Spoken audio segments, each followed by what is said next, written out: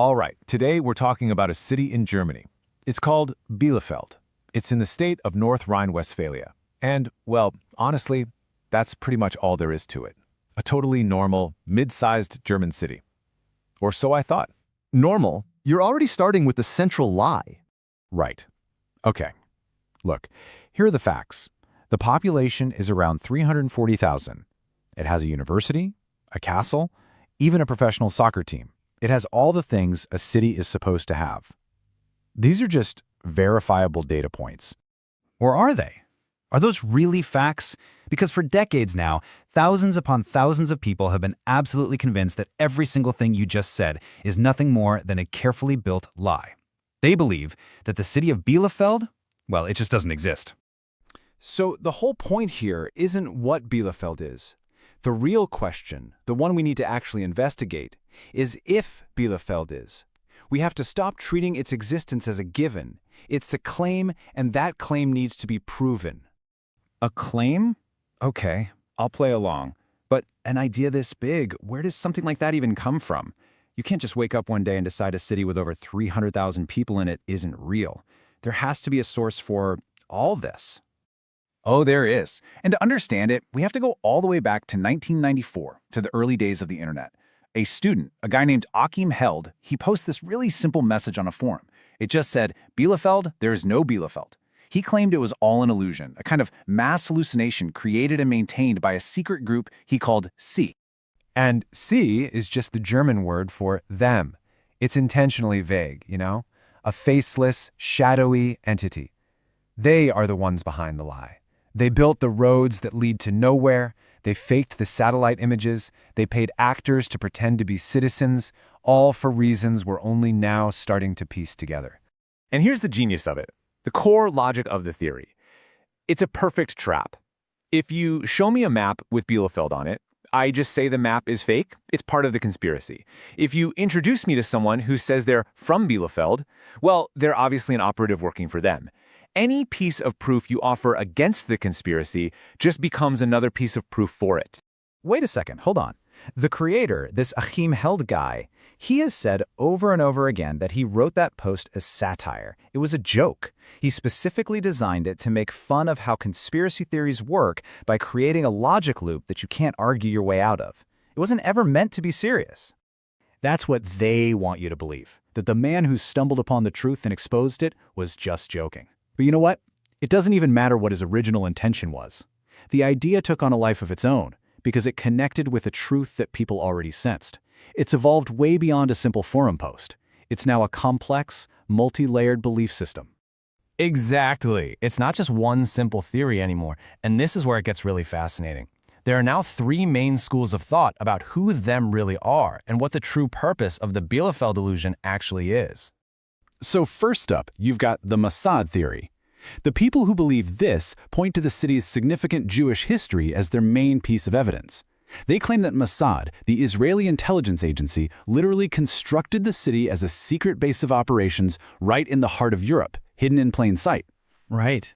But then it gets weirder. The second major theory suggests that them, well, they aren't human at all. I mean, think about the coordinates for Bielefeld. They're just so suspiciously central. It's the perfect logistical hub for something else.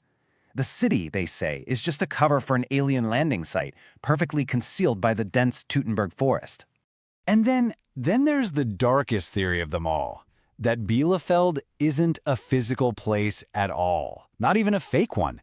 It's a simulation, a digital construct, populated by artificial consciousnesses, designed to test, well, who knows what. And the most chilling part is the question it forces you to ask. If you were one of those programs, an AI living inside a fake city, what possible evidence could ever convince you otherwise? Okay, let's try to bring this back to something resembling reality. Because this whole thing got so widespread that in 2019, the actual real-life city government of Bielefeld decided they had to finally do something. They launched a massive official campaign to end this conspiracy once and for all. And this was not a small thing. They really put their money where their mouth is. The city officially put up 1 million euros for a public relations campaign. It had one single, clear goal: prove its own existence to the world. And they went all in. They gave tours to journalists, they set up special phone lines for skeptics to call, local businesses put up "We Exist" signs in their windows. The University of Bielefeld even published a formal academic paper refuting the conspiracy. An academic paper. I mean, this is overwhelming, definitive proof. Case closed. Is it? Or is it the single most damning piece of evidence we have? Just think about it for a second. Does London need to spend €1 million on a campaign to prove it's real? Does Paris? No. This campaign wasn't proof that Bielefeld exists. It was an act of pure desperation. It was them panicking because the truth was finally getting out. But the campaign, it had a contest. That has to mean something. They offered the entire €1 million to anyone who could provide definitive proof that the city doesn't exist. They literally put the burden of proof on the believers. Yes, they did, and thousands of people sent in entries. But guess what? Nobody won the prize. And you know why?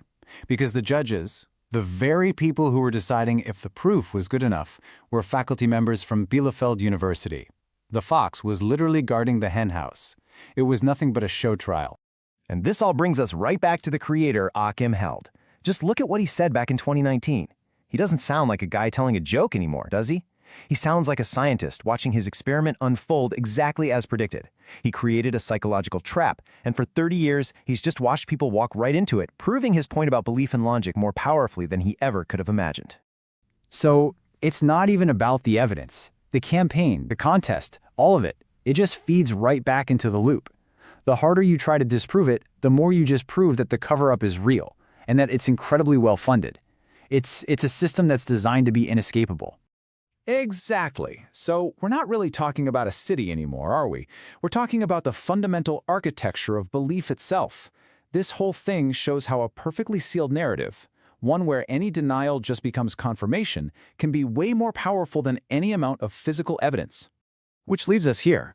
I mean, if this one, totally harmless idea that started as a joke, can convince thousands of people to deny the very existence of an entire city, then what about the beliefs you hold that aren't so harmless? What part of your own reality is built on a similar, unprovable logic? What if you're living in your own Bielefeld right now?